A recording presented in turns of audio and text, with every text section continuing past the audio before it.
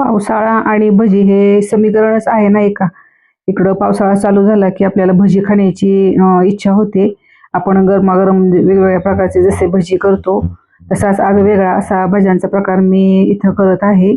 सीमाज रेसिपीमध्ये आपल्या सर्वांचं स्वागत आहे. आज मी करते घोसाळ्याची भजी. तर आता पहा कृती. तर इथं मी एक घोसाळं घेतलेलं आहे आणि ते आपल्याला अर्धा इंच एवढ्या जाडीचं आपल्याला कापून घ्यायचंय. पावसाळ्यात आपण वेगवेगळ्या प्रकारची भजी करतो, जसं की कांदा भजी, बटाटा भजी, कांदा पातीची भजी किंवा पालक भजी असे वेगवेगळे प्रकार करतो. पण घोसाळं जे आहे ना, त्याची भजी फार छान अशी चवीला लागतात आणि मुळातच गोड असणारं हे घोसाळं जेव्हा आपण त्याची भजी बनवतो, तेव्हा त्याची चव द्विगुणित होते. घोसाळ्याची भाजी सुद्धा केली जाते, तीही चवीला फार छान अशी लागते. तर आता पहा कृती.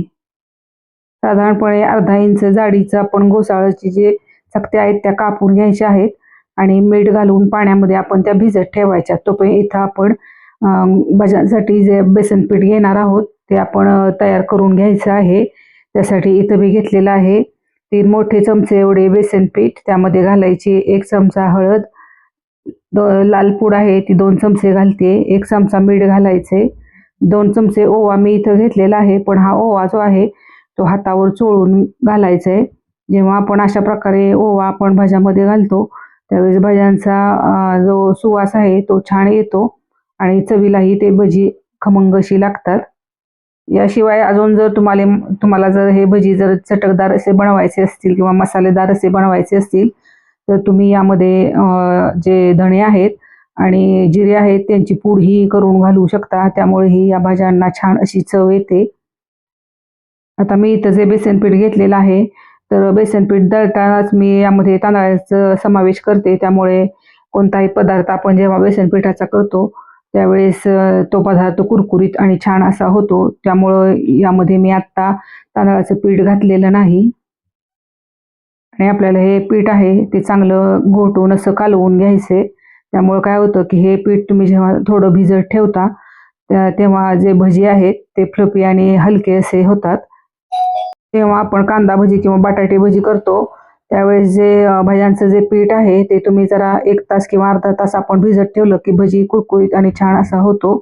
तर या पिठामध्ये मी घालते अर्धा चमचा एवढा सोडा आणि हा सोडा घातल्यानंतर आपल्याला हे पीठ आहे ते चांगलं असं घोटून घ्यायचं आहे. त्यामुळं काय होतं की भजी हा हलका आणि छान असा कुरकुरीत बनतो आणि भजी फुगण्यासही यामुळं मदत होते.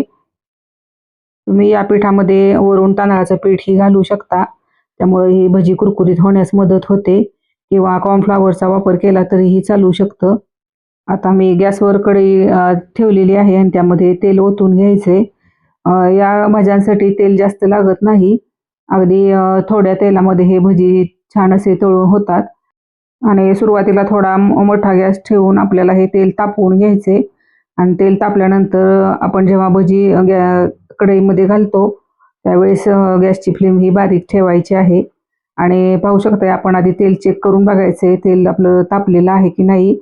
यासाठी आपण थोडासा पोर्शन आपण कढईमध्ये घालून घ्यायचा आहे भज्याचा आणि ते चेक करायचे की तेल तापले की नाही आणि नंतर आपण हे भजी जे आहेत ते तेलामध्ये तळण्यासाठी सोडायचेत आणि घोसाळ्याची एक चकती घेऊन आपण बेसन पिठामध्ये डिप करून घ्यायची आणि ज्याप्रमाणे आपण बटाटा भजी करतो त्याप्रमाणे आपल्याला ते कोट करायचं घोसाळ्याचं जी चकती आहे तिला आणि ते आपण कढईच्या तेलामध्ये फ्राय होण्यासाठी ठेवून द्यायची आहे आणि गॅसची फ्लेम ही बारीकच ठेवायची आहे आणि बारीक गॅसवर हे भजी आपण एका बाजूनं तळून झाल्यानंतर आपण पलटवून दुसऱ्या बाजूनही ते तळून घ्यायचे आहेत आणि जेव्हा आपण बारीक गॅसवर कोणताही तळणीचा पदार्थ तळतो, त्यावेळेस तो अजून कुरकुरीत होण्यासाठी आणि खमंग होण्यासाठी याची मदत होते आणि आपल्याला असे तेल उडवून थोडंसं घ्यायचं आहे म्हणजे वरची बाजू ही छान अशी तळली जाते आणि हे आपल्याला भजी जे आहेत ते पलटवून घ्यायचे जेणेकरून ते दुसऱ्या बाजूनही छान असे तळले जातील. कोणत्याही पदार्थात आपण जेव्हा तिखट, मीठ आणि त्यामध्ये घातलेल्या मसाल्यांचा व्यवस्थित वापर करतो, त्यावेळेस तो पदार्थ आहे तो चटकदार आणि चविष्ट असा बनतो. तुम्ही या भज्यांच्या कोणत्याही भज्यांच्या प्रकारामध्ये जेव्हा सोड्याचा तुम्हाला जर वापर नको असेल, तर तुम्ही यामध्ये गरम तेलही घालून तुम्ही भजी बनवू शकता. ते भजीही चवीला छान आणि कुरकुरीत असे बनतात. आणि पावसाळा सुरू झाल्यानंतर भजी आपण केली नाहीत असं कधीच होत नाही. आपल्याकडे वारंवार वेगवेगळ्या प्रकारचे आपण भजी करून त्याचा आस्वाद घेतो. तर पावसाळ्यात असा भज्यांचा प्रकारही तुम्ही करून बघा. आणि गोसाळं जे आहे ते भरपूर प्रमाणात बाजारामध्ये उपलब्ध असतं. आणि एका गोसाळ्यामध्ये भरपूर अशी भजी तयार होतात. त्यामुळे तुम्ही जर घरात 3 ते 4 जण असतील तर एका गोसाळ्यामध्ये भरपूर अशी भजी तयार होतात. आणि इथं आपले भजी जे आहेत ते तळणं चालू आहे. आणि पाहू शकता तुम्ही अजून भज्यांना असा रंग आलेला नाही. त्यामुळे आपण थोडा वेळ आपण ही भजी आहेत ती खमंग होईपर्यंत तळून घ्यायची आहेत. आणि पावसाळ्याच्या दिवसात तळणीचे जे पदार्थ आहेत ते तळून झाले की थंड झाल्यानंतर लगेचच आपण ते प्लास्टिकच्या पिशवीमध्ये किंवा हवाबंद डब्यामध्ये ठेवले तर ते बराच वेळ कुरकुरीत असे राहतात. भज्यांचे जे प्रकार आहेत किंवा आपण आळूची वडी जेव्हा तळणीची बनवतो, खाण्याच्या अगोदरच तळून घ्यावीत. म्हणजे त्याचा गरमागरम असा तुम्ही आस्वाद घेऊ शकता. आणि हे गोसाळ्याची भजी करण्यासाठी साधारणपणे 15 ते 20 मिनिटात ही भजी तयार होतात. त्यामुळं अगदी कमी वेळेत अशी तयार होणारी ही पाककृती आहे.